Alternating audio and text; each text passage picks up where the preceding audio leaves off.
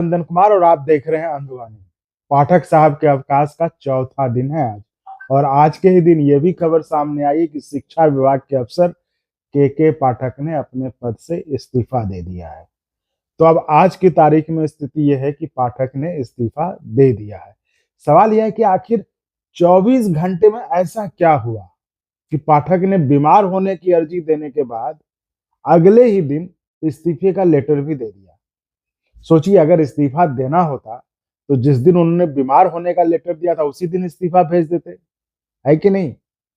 यानी इस्तीफे का ख्याल पाठक को 24 घंटे पहले नहीं आया था, 8 तारीख को, जब उन्होंने 8 जनवरी से अस्वस्थ होने के आधार पर छुट्टी पर जाने का लेटर भेजा था। इस्तीफे का ख्याल आया होता तो उसी दिन ये लेटर भेज देते वो, जो अचानक से शाम में ऑफिस पहुंच के दिए। देखिए, अंगवानी एक क्रेडिबल प्लेटफॉर्म है। यहाँ से जो भी खबरें आती हैं वो एकदम ऑथेंटिक होकर ही दी जाती हैं। कुछ लाइक्स और व्यूअर्स बढ़ाने के लिए अंगवानी स्टार्ट नहीं किया गया है कि कुछ से कुछ स्पेकुलेट करके सनसनी बनाकर आपको खबर बताएं। जब तक पाठक छुट्टी पर थे हमने आपको बस उतना ही बताया, क्योंकि हमारा मकसद साफ है कि हम एक क्रेडिबल न्यूज प्लेटफॉर्म है और यहाँ किसी भी तरह की सनसनी सनसनी मसालेदार चीजों को जगह हम नहीं देंगे।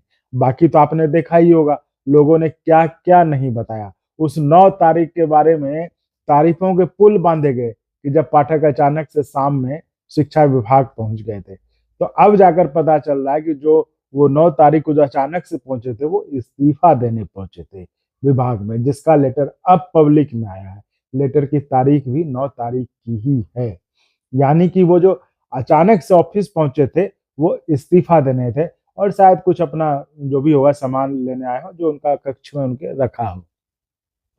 तो साथियों, अभी भी हम कोई कयास नहीं लगाएंगे, बस वही बताएंगे जो हुआ है। लेकिन सवाल तो है ना कि आखिर उस 24 घंटे में क्या हुआ जिससे पाठक का मन अस्वस्थता से लेकर इस्तीफे तक पहुंच गया। जो भी हुआ है उसी 24 घंटे में हुआ है। बाकी की बातें जो चैनल वाले कर रहे हैं सब लफाजी है और कुछ नहीं है। और उस 24 घंटे में क्या हुआ वो भी सामने आएगा एक दिन। और जब तक कि कुछ क्रेडिबल ढंग से बात सामने नहीं आती है तब तक हम आपको कुछ नहीं बताएंगे। जब आ जाएगी बातें तो हम आपको बताएंगे, क्योंकि हमारा मकसद कुछ से कुछ बताकर आपको कुछ लाइक्स और सब्सक्राइबर्स लेना नहीं है, क्योंकि क्रेडिबिलिटी हमारे लिए महत्वपूर्ण है। हमने ये जो शो स्टार्ट किया था ये पाठक पर चर्चा करने के लिए नहीं किया था। हमने ये शो शिक्षा विभाग में सुधारों के लिए, चर्चा के लिए स्टार्ट किया था कि एक्सपर्ट से चर्चा के माध्यम से एक विचार विमर्श होगी जिससे शिक्षा या सरकार के किसी अन्य विभाग में कैसे सुधार आए इस पर चर्चा करें। जैसा कि हमने आपको कल भी बताया था कि अफसर या व्यक्ति से ज्यादा महत्वपूर्ण संस्था या विभाग होता है। व्यक्ति और अफसर तो आते जाते रहते हैं, आज इस डिपार्टमेंट में है तो कल कहीं और रहेंगे, लेकिन विभाग वहीं रहता है। और मैं क्यों कहता हूं कि सिस्टम इंपॉर्टेंट होता है, क्योंकि इस बात की क्या गारंटी है अगर पाठक चले भी जाते हैं तो जो बाद में आएगा वो बेहतर होगा, या हो सकता है कि पाठक से ज्यादा इस तरह के फैसले लेने वाले हो जाए। हो सकता है, तो हो तो कुछ भी सकता है। इसलिए अफसर इंपॉर्टेंट नहीं होता। उसकी पोस्टिंग हुई, वो आया और ट्रांसफर हुआ, वो चला गया। तो विभाग और व्यवस्था कैसे सुधरेगा, ये था हमारा मकसद इस चर्चा को शुरू करने का। तो पाठक पर चर्चा करना हमारा मकसद कभी नहीं था। अब चूंकि पाठक के कुछ फैसले विवादास्पद थे और शिक्षकों के लिए परेशानियां पैदा कर रहे थे, तो उन फैसलों पर चर्चा करना आवश्यक था। इसलिए हमने भी चर्चा किया। उस चर्चा में भी हमने समाधान के उपाय बताए कि ये जो गलती हुई इसको सुधारा कैसे जा सकता है, और यही प्रयास हमारा जारी रहेगा, चाहे पाठक हो या कोई और।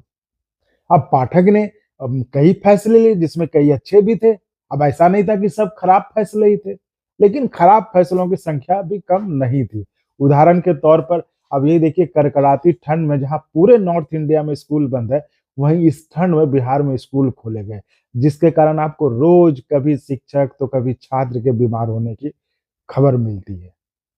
अब ऐसा भी क्या सुधार करना कि जिसकी की बात आपके जान पर बन जाए। अब आप यही वीडियो देखिए,